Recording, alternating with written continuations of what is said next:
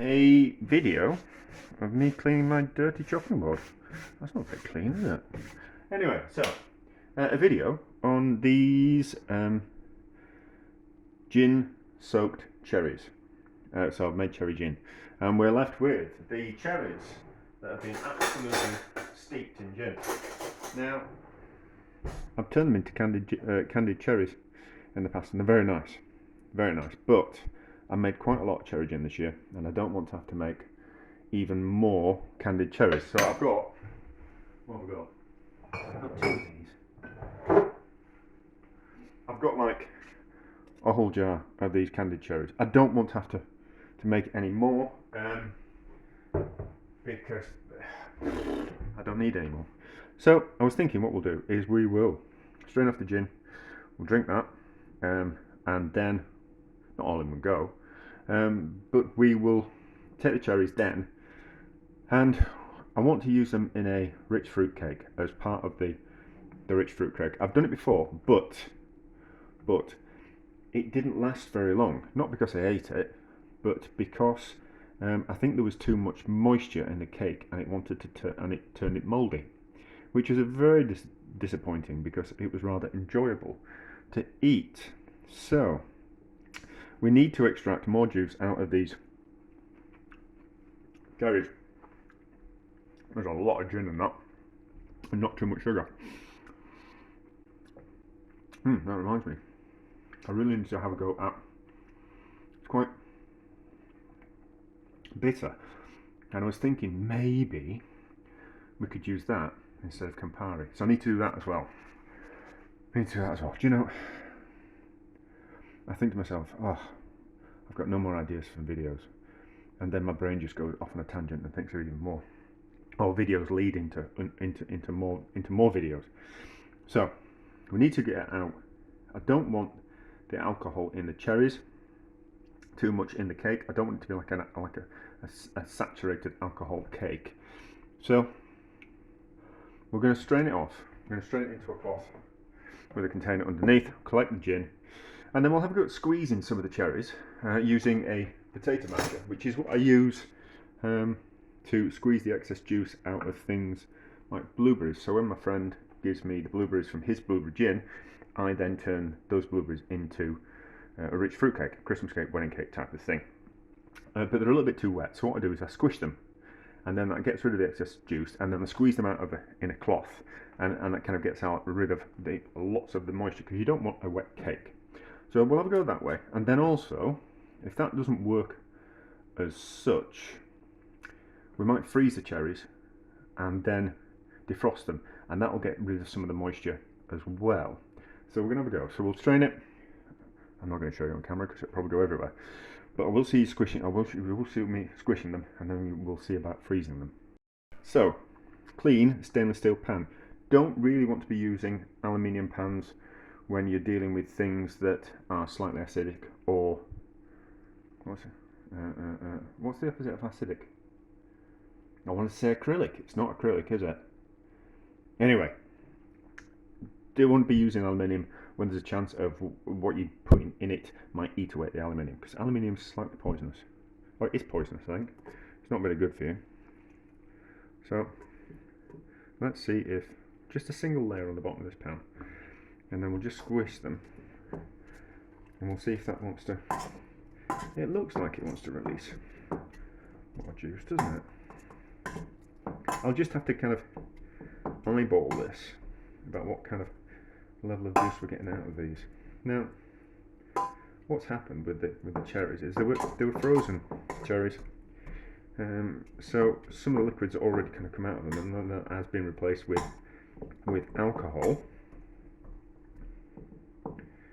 So the freezing process might not get rid of any more of the alcohol. That looks like it's squeezing some out. I don't want to have to cut them in half. You know, I don't want this to turn into too much of a job. So looks like we're getting some juice out of that. Let me just go and get another cloth, and then we'll give those a squeeze.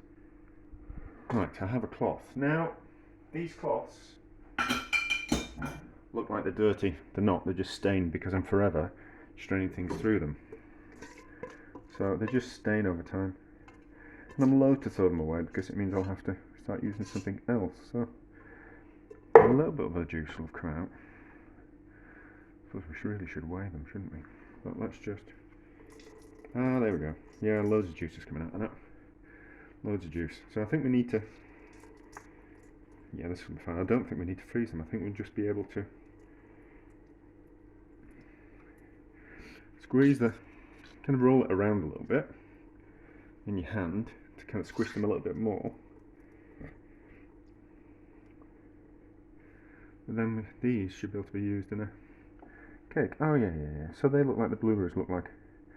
So I think that'd be nice. So I don't think, although we will, I'll make a video. I'll put what the cake turns out like. So now my thoughts would be this: if we were going to make the cake and eat it straight away,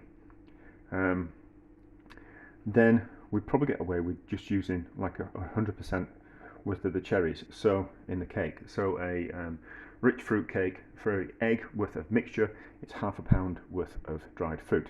So ½ pound worth of cherries per egg. And we go on the 442 recipe. So 2 eggs, 4 ounces of sugar, 4 ounces of butter, 4 ounces of self-raising flour, and then a few spices in as well. So for that, we'd need a pound worth of dried fruit. Now, if we were to eat, we'd be eating that cake straight away, I think we could get away with using 100% of that fruit. But normally, fruit cakes are better if they're matured for a few months. So I don't think we could. I still think there's a little bit too much moisture in those cherries. So I think we'll have to use that as part of the dried fruit in the cake. So mix it with some... I just buy the cheapest fruit I can get my hands on, because I make quite a lot of rich fruit cakes. So and they're fine. It's a nice recipe, and of course, buying more expensive dried fruit is going to give you a better result. But I think sometimes the cost kind of outweighs how much better it will be. So if something is if there's some really good quality sultanas and these are about £1 and they are £2, they're twice the price. Is it going to make the cake twice as good? No. So you kind of weigh up the cost there. So I think we'd have to use them, if we were going to mature the cake, as part of the dried fruit element of the cake. So I'll carry on doing that, and then that can go straining through that cloth there and collect underneath, and then we'll bottle that up and have nice drinks and cocktails with it. But there we go. So I will make a cake, and then I might do both. I might do one with just the cherries in, because they're kind of quite sour, whereas other dried fruits are kind of quite sweet. So it'd be nice to kind of see that kind of contrast of if the cake is sweet enough to kind of compensate for that. And then another thought: do I really want to be bothered with this thought? So I did. I've got enough of them. I did make some dehydrated oranges, and I was faffing around putting them in cakes. So these are dehydrated oranges, and I put them in cakes. The only problem is I put it in a rich fruit cake and it dried the cake out too much. So potentially we could use those as a way of soaking up excess moisture in the cake. So if we chop those up and put those in the cake with the cherries, then they might balance each other out. That's maybe an experiment. Maybe I'll have a think about that. I just don't want to give myself too much to do. And as always, this is me just kind of waffling and faffing my way through things and thinking my way through it on camera, which I suppose makes longer videos. But to be honest, I only really make the videos for me, and if someone else finds them interesting, that's a bonus. But anyway, so there we go. Carry on doing that, and then we'll make some cakes. Let's use these cherries in a cake. It's about £1 of the cherries. Now I have squeezed them. Oh, and I also froze some as well. So did that get any, and defrosted them, did that get any more liquid out of them? No, not really. So squishing them and then squeezing them is the best method of getting an excess amount of alcohol out of them. So I'm also going to do a few little experiments making these at the same time, so we can kill a few birds with a stone. I noticed last time that I made some cakes that I'd used 2 containers instead of 1, and I kind of thought, well, that's a good idea because that'll cut down on the amount of paper that we use to line the loaf tins. So I'm going to do that. I'm just going to do 1 layer of paper in baking parchment in there instead of the usual 3. And then also I've ground up some of those dehydrated oranges into some sugar, and we're going to use that as part of the sugar. So I've done it before and it works in a cake where we grind up those oranges with some sugar, and then we use that weight in the cake. So how do we describe it? So it's some of the weight of the sugar is actually those dehydrated oranges. That's what I'm getting at. And then I've put in, I normally make my cakes with soft light brown sugar, but because it's a lighter sugar that I would use, because I just granulated sugar to, well, that's the stuff that you put in your coffee or tea. Because I used that sugar, I thought what I'd do is I'd just compensate for the kind of like caramelized flavour, because it won't be as, we've lost a little bit of flavour in the sugar. So there's a little bit of flavour in that, but there's more in this dark brown sugar. So I kind of thought what we'll do is we'll compensate by putting dark brown sugar in, so we'll get more of a molasses kind of flavour to it. So I'm going to make 2, and I'm going to use the cherries, and there's about a pound of cherries, so I'd have to use 3 pounds of fruit. Is that right? Yes, 3 pounds of fruit. So half the weight will be the cherries, and the other weight will be in just some cheap sultanas from the supermarket. So 12 ounces of sugar, the different sugars, 12 ounces of butter, 12 ounces of self-raising flour, some cinnamon, some mace. I'm not going to put any lemon zest in, and then it will be 6 eggs, so 6 medium eggs. So mix all that together, give it a taste. Well, actually, we'll give it a taste once I've mixed it all together.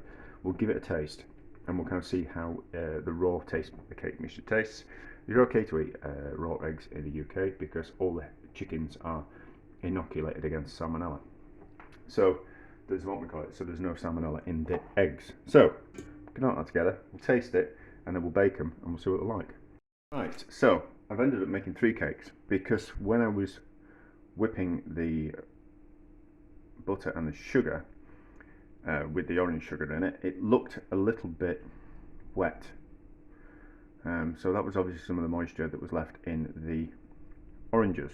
So I've made 3 cakes, but so I've kept the same kind of ratio. So I'm doing 2 cakes with the cherries in, so there was about a pound. So a third of the weight of the dried fruit in there is actually those cherries. And then this one is the spare one, which I'm going to use. That's the one I'm going to put the 2 loaf tins in to see if we can cut down on the amount of paper. That's just dried fruit in that one. So into the oven, about 3 hours, 140, something like that. And what we'll do is we'll put a bit of baking parchment over the top.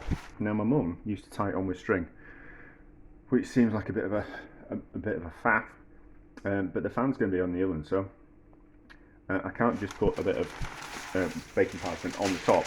So what I tend to do is, I don't tend to do it, I wrap the baking parchment round the cakes and tuck it underneath, and then that just keeps the top from overcooking and the paper from flying away. So we'll cook these and then we'll see what they're like. Cakes smell ready. It's been about 3¼ hours, so let's have a look. Well, that's ready. And they should be as well.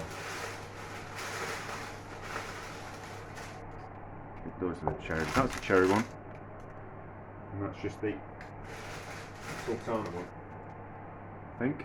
Whatever that one is. That's definitely a cherry one. I'm sure they're cooked. Yeah. So easily, yeah. Telltale sign when they're ready is that they start coming away from the edge.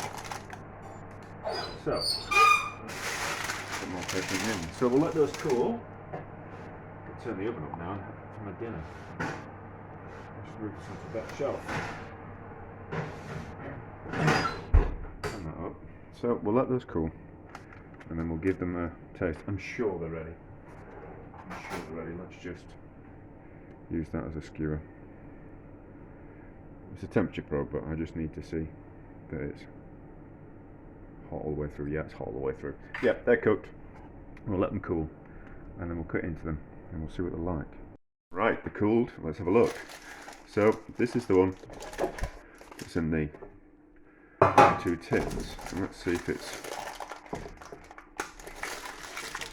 wants to come out the tin first. See, that's alright, isn't it? That's worked.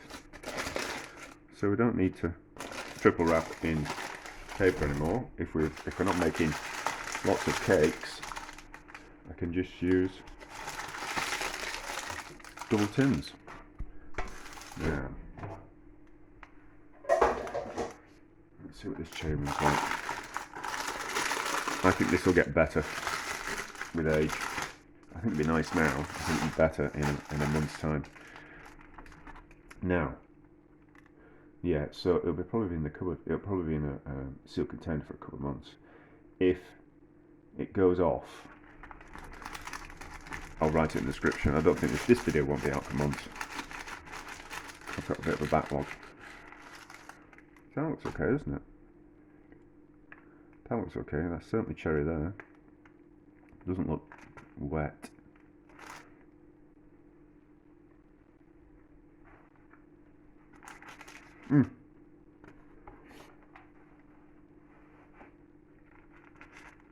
It's lovely. It's lovely, it's not. So, there we go.